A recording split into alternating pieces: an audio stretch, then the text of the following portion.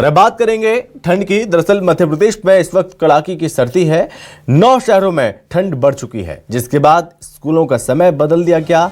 आधे प्रदेश में 2 दिन शीतलहर का अलर्ट भी है। भोपाल, इंदौर में शीतलहर की चेतावनी जारी की गई है।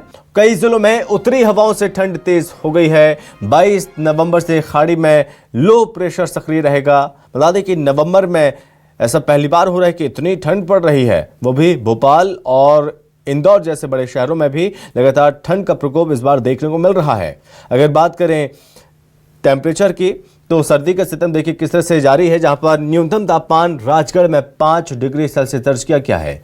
उमरिया में 7 डिग्री, इंदौर में 7.2 डिग्री, नौगांव में 7.3 डिग्री सेल्सियस, बैतूल में 8.2 डिग्री, रीवा में 8.3 डिग्री न्यूनतम तापमान दर्ज किया गया। बालाघाट में 8.4, शिवपुरी में 9, मंडला खजुराहो 9.4, छिंदवाड़ा में 9.6। इसी के साथ अगर बात करें दमोह खंडवा की, जहां पर 10 डिग्री न्यूनतम तापमान दर्ज किया जा रहा है। गुना, सिवनी में भी 10.2 डिग्री तापमान दर्ज किया गया है, यानी भीषण ठंड पड़ रही है। सतना में 11 डिग्री सेल्सियस तापमान दर्ज किया जा रहा है। इस भीषण ठंड के बीच यहां पर फैसले लिए जा रहे हैं। छात्रों को ध्यान में रखते हुए और छात्रों के स्कूलों के समय में बदलाव भी किया गया है। इस पर ज्यादा जानकारी के साथ संवाददाता शब्बीर अहमद हमारे साथ जुड़ रहे हैं। तो शब्बीर, ठंड का प्रकोप लगातार जारी है और दिन प्रतिदिन भीषण ठंड लगातार बढ़ रही है। न्यूनतम तापमान बेहद कम, जहां पर कई जिलों में 5, 6, 7 डिग्री तक पहुंच चुका है। ऐसे में लोगों की मुश्किलें लगातार बढ़ती जा रही हैं। बिल्कुल संभव, आपने सही कहा कि आम जनता की जो मुश्किलें हैं वो बढ़ती हुई नजर आ रही है और उसकी वजह यह है कि तापमान में लगातार गिरावट। राजधानी भोपाल की ही बात कर लेते, करीब 80 साल का रिकॉर्ड टूटा है। राजधानी भोपाल का जो तापमान है इस वक्त 5.2 डिग्री है और ये मध्य प्रदेश के लिहाज से बात की जाए तो दूसरा सबसे कम तापमान राजधानी भोपाल का है। और भोपाल से सटा हुआ राजगढ़ जिला है, वहां का भी तापमान 5 डिग्री है, यानी प्रचंड ठंड पड़ती हुई राजधानी भोपाल और मध्य प्रदेश के कई इलाकों में देखने को मिल रही है। मौसम विभाग की तरफ से करीब 9 ऐसे जिले हैं जहां को लेकर अलर्ट जारी किया गया है। इसके अंदर ऑरेंज अलर्ट भी है, येलो अलर्ट भी है। इसके अलावा ऑरेंज अलर्ट की बात की जाए तो उसके अंदर भोपाल, इंदौर, राजगढ़ शामिल है। जहां पर हम बात की जाए तो यहां पर शीतलहर तो चलेगी, लेकिन इसके अंदर यह कहा गया है कि तीव्र शीतलहर चलती हुई नजर आएगी। और इंदौर में तो करीब बताया जा रहा है कि एक ही रात में यानी 24 घंटे के अंदर ही वहां पर 2 से 3 डिग्री तक के तापमान में गिरावट देखने को मिली है। वहां पर 9 डिग्री तक के तापमान था, जो गिर कर बात की जाए तो 6 से 7 डिग्री के आसपास पहुंच चुका। और यही स्थिति मध्य प्रदेश के कई शहरों की बनी हुई है। मौसम विभाग की तरफ से यह भी कहा गया है संभव कि अगले 2 दिन तक के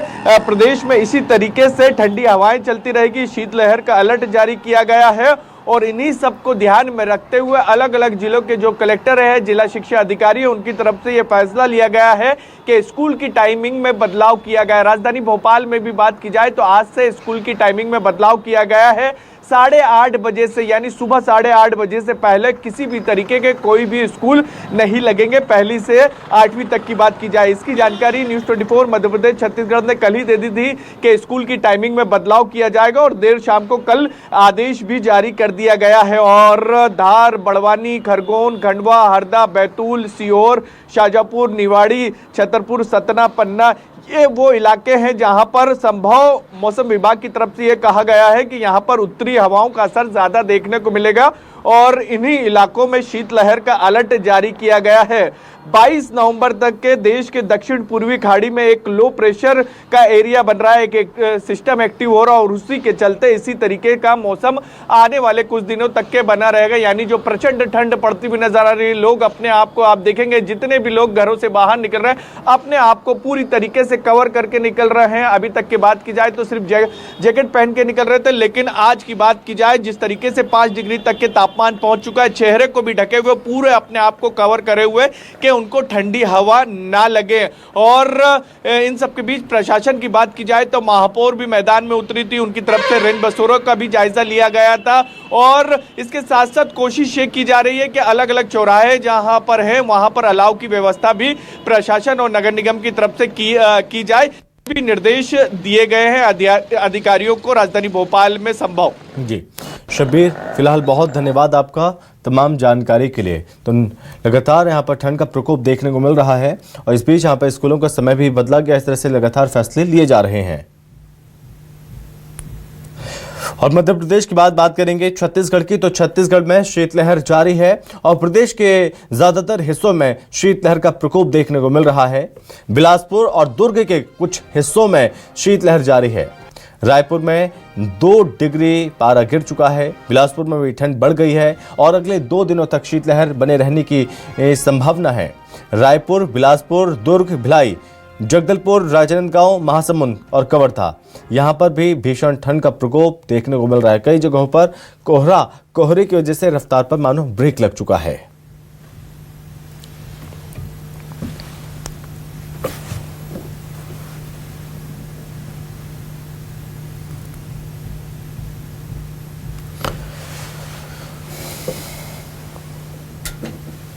तो सर्दी का सितम जारी है, लोग अलाव का सहारा ले रहे हैं और ऐसे में इस ठंड को दूर भगाने का प्रयास किया जा रहा है।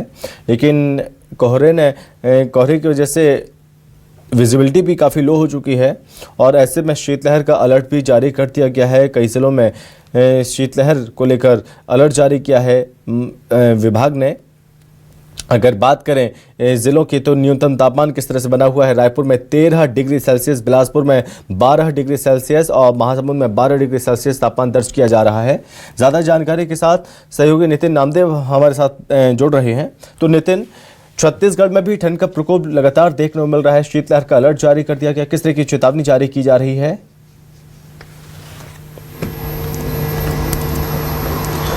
देखिए, निश्चित रूप से छत्तीसगढ़ के कुछ हिस्सों में जो है शीतलहर की जो स्थिति है वो देखने को मिल रही है। इसके साथ ही ठंडी की बात की जाए तो ठंडी पूरे छत्तीसगढ़ में हो रही है।